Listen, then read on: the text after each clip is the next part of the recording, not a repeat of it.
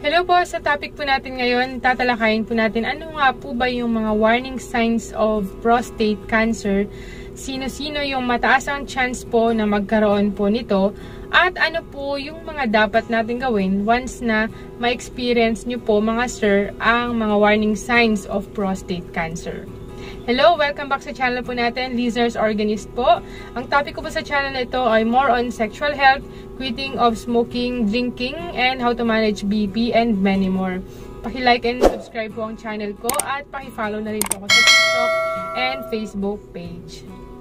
This time, tatalakayin po natin ang isang problema na dapat alam po ito ng maraming kalalakihan. Ito po yung mga prostate cancer. Ano po ba yung mga warning signs? Ang prostate cancer po ay most common cancer affecting men. Kadalasan po, mga edad 40 years old pataas po. So, kung mas maaga nyo po na na-detect yung mga warning signs at maaga po itong nalunasan or nagamot, mas mataas po yung chance of successful treatment po. So, ano nga po ba yung prostate? Ito po ay isang maliit na gland na matatagpuan sa ilalim po ng bladder or ng pantog. At nasa harapan po ito ng rectum or yung labasan po ng dumi. So, ang role po nito sa mga kalalakihan, sa reproductive health ng mga kalalakihan ay para mag-produce po ng fluid. Okay? Para ang semilya ng lalaki na galing po sa testicle ay manorish at maganda po yung pagdaloy sa pamamagitan po ng prostate fluid. Yung mga warning signs of prostate cancer na sasabihin ko ay hindi naman 100% may prostate cancer ka na. So, pwedeng dahilan or pwedeng symptoms din po ito, senyales din po ito ng iba pang sakit. Pero, once na nakita nyo po yung mga warning signs na ito, ay napakahalaga na i-address nyo po agad, magpa-check up po kayo agad para maagapan ano man yung sakit na yan. Ano man yung problema na pinagmumulan po ng signs po na yan. Ano po yung mga warning signs po na yan? So, number 1 po, pagbabago sa pag-ihi. Nandyan po yung ihi ka ng ihi, mabadalas kang umihi. Kaya, lalo na po sa mga nagkakaedad, no? Kaya, napakahalaga rin po yung pagsusuot po ng mga diaper once na sa mga events po kayo. And, yun nga, madalas na pag-ihi, especially kapag kayo ay gabi na or matutulog na. Tapos, nahihirapang simulan ng ihi at pigilin ang pag-ihi. Okay? Tapos, yung nagkakaroon po ng pagbabago sa urine flow, hindi siya malakas, kundi parang tumutulo lang or hindi siya yung talagang mataas yung pressure ng pag-ihi, kundi parang weak stream, kumbaga.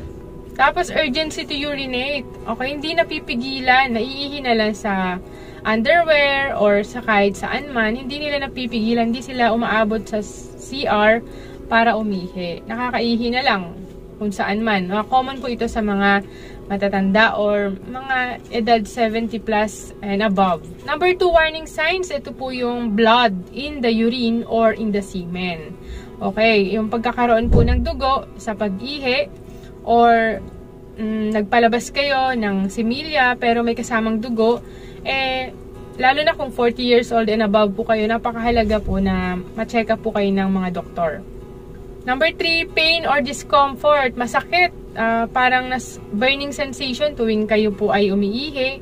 At ganoon din po kapag kayo ay nag-ejaculate, masakit din po. At saka, masakit dito sa may bandang puson, sa pelvic area, dito sa hita, okay, sa lower back. Okay, pagka yung tatlong yan, yung pagbabago sa pag-ihi, ganun din po sa pagkakaroon ng dugo sa ihi, tsaka sa similya at kirot.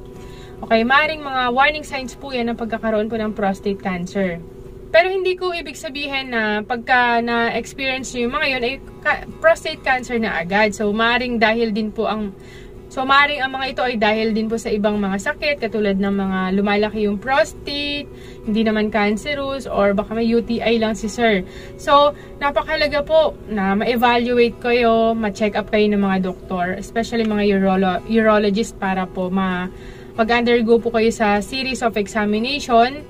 Now, sino po yung mga mataasan chance sa magkaroon po ng prostate cancer? Okay, ito po yung sinasabi ko po, edad, age 50 years old and above, or may history kayo, family history kayo na nagkaroon po ng prostate cancer. Sino pa? Yung mga African American ang kanilang ethnicity.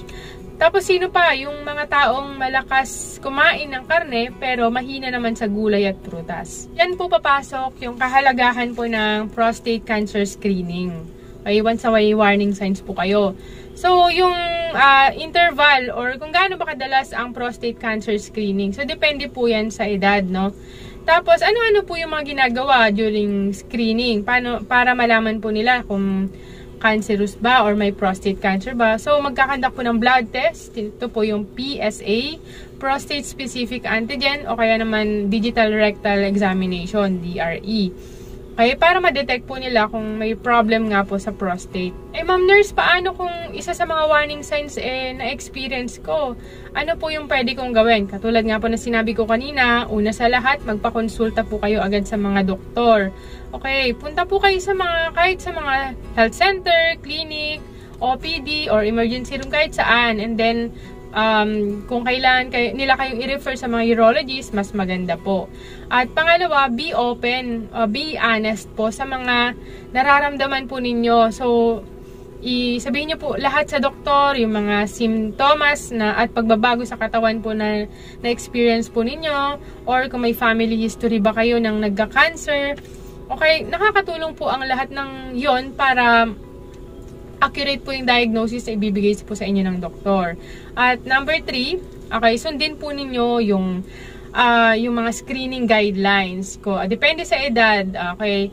Tanungin niyo po sa inyong mga doktor kung gaano kayo dapat kadalas na nagpapakonsulta para ma-detect kung cancer-free po ba kayo or meron kayong cancer.